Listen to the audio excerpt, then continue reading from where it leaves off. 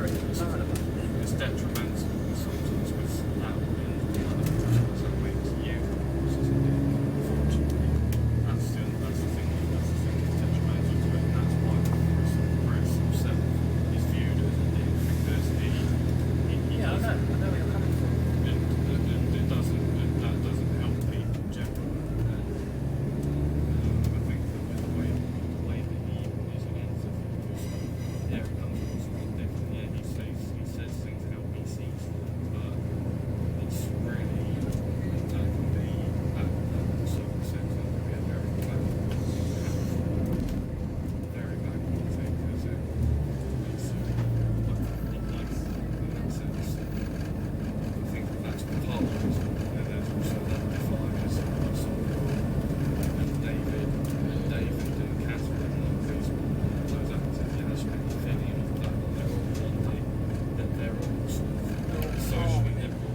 They're all socially liberal in the sense that they were trying to say things to upset people. They were trying to be, they were trying to tread on eggshells, and even you can tell in Russell's writing, because his writing reflects that he believes the record, Which is what I've been telling you for ages. but yeah, that's what I'm saying. And that's what I'm saying to you.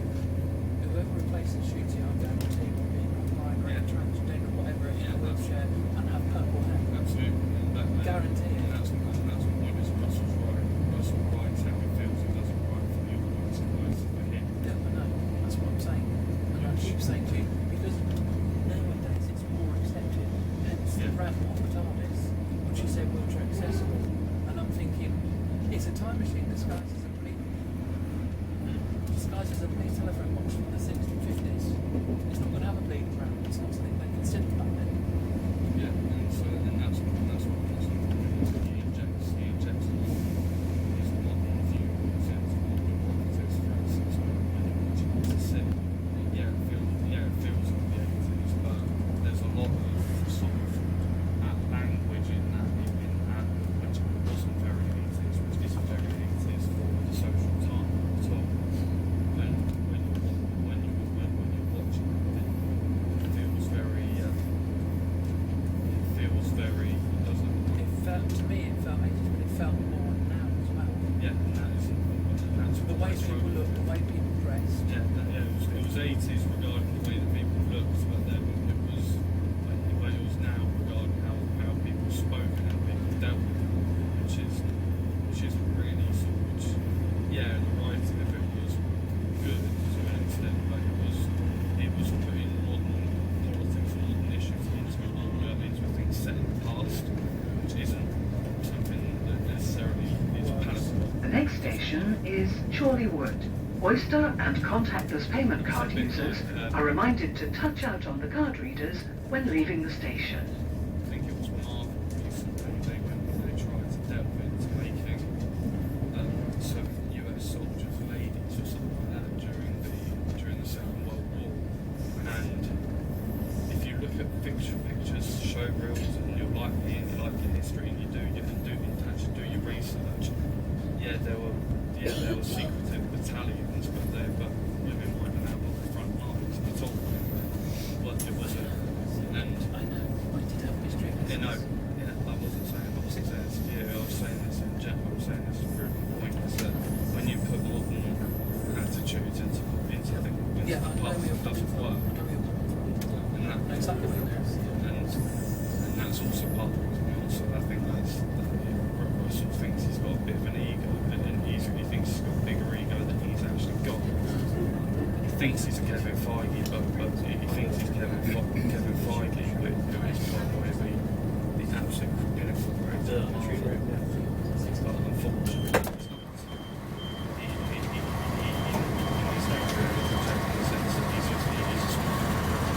This train is for Aylesbury Vale Parkway. The next station is Chalfonton Latimer. It's one I love so much is because not only was it Dr. Mancox, he actually said Mancox, he said to Steve, I don't want any kissing. He said, fine. That he probably said, okay, fine, one off. But at the end of Husbands, you know the way they looked at each other, it was scripted and they were going to kiss. He was like, no. Yeah. He said the doctor wouldn't do that. That's not And it's the same with Pertwee when in his first story, in that scene when he's getting into his velvet jacket and his cape, and he tries on all hats. He said to the producer, he said, that's not Doctor Who. Doctor Who would put on silly hats and he would run away in a wheelchair. Yeah. And he said, if you don't stop this silliness, then I'm leaving. You can get someone else to do it. And that's the thing I like. I prefer like old school actors that just, they were allowed to make these changes. The same with Tom. Tom in Doctor Who, he did what he wanted. That's the one thing J&T hated, and that's one of the reasons. That's why part of the reason why Tom left. When Liz left, Tom was mortified, and then he was given the Vivids lesson, which is what he did on his own. And he said to at the time, whoever it was, he said, I can do this on my own. I don't need a companion. And when Louise Danger came in as leader, he treated her appallingly, really appallingly. Yeah. And then years later, he apologised because that's the way he was, and the way he did things. Whereas people like, I suppose, shooting out to one because Russell is gay, shooting out to is gay. They know they can do this sort of style of Doctor Who, make Doctor gay, which is bullshit. which is rubbish.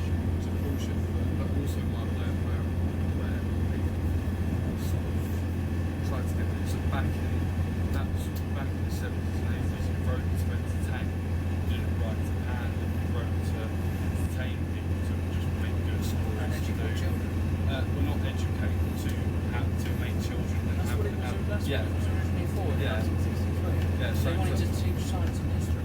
So that's my point. Is that they were written in a non-partisan way, in the way that people in a way that people actually enjoy it across everybody can sit down and enjoy an episode of Peter Davis, and anybody can sit down and enjoy an episode of Tom. But then in 2005 when he came in, Russell already was a very political writer. He was heavily involved within sort of like the political landscapes. He goes on protests and things like that. He goes to parades and he goes to all that. And you can tell when you're watching his content, he writes to his belief. He doesn't write to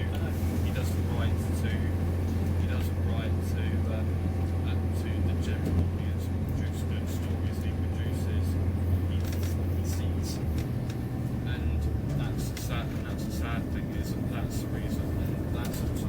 The next station is Chalfont and Latimer. Please change here for London Underground services to Cheshire.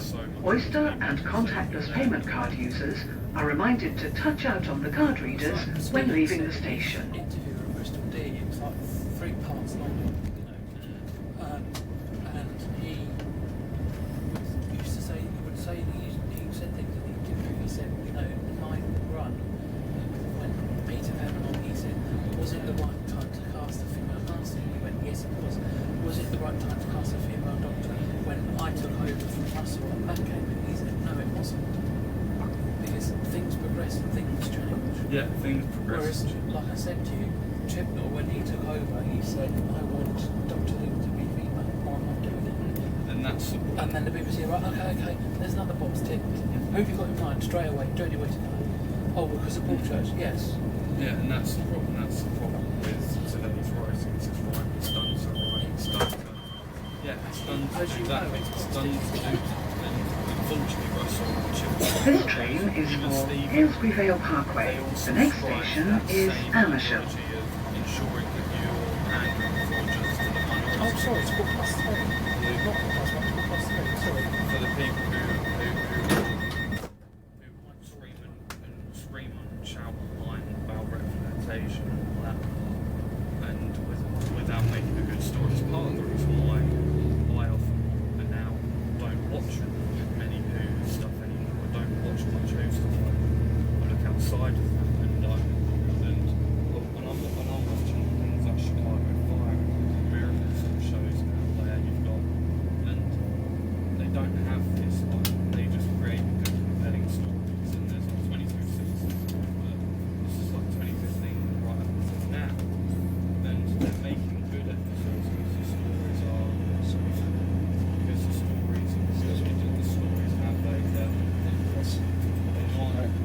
they don't tell you what to believe in, and they're just good stories.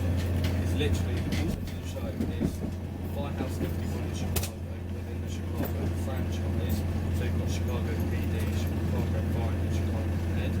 They're all in one series. They're all part of one series of one franchise of shows. And they are literally what they are on the tin. They show a medical show and a fire show. And there's characters in the set in their ways how they do them. And literally they go out and rescue each character has their own things to face. And there is a degree of diversity, but it's not diverse where they shove into your face. For instance, they in the first season there's a character called Leslie Shack, who is a blonde-haired gay lady, and I mean gay as in like the original form of husband, but you've got biological women, you've got other biological women. No, she wasn't virgin, but she was in there because that was her, but they didn't make The next station is the final station to which Oyster cards are valid on this service. The next station is the final station to which contactless payment cards are valid on this service.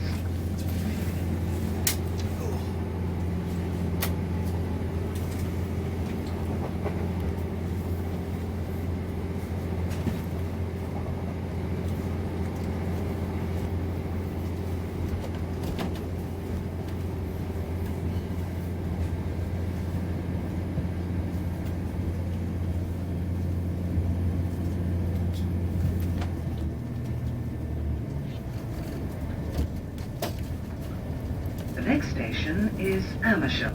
Oyster and contactless payment card users are reminded to touch out on the card readers when leaving the station. If you see something that doesn't look right, speak to staff or text British Transport Police on 61016. We'll sort it. See it, say it, sort it. So she was different to the other men because in America they always have an ambulance attached to a firehouse. So the fire and services work together. So she worked alongside another lady in the firehouse called Gabriella Dorsey, who was a Spanish American Mexican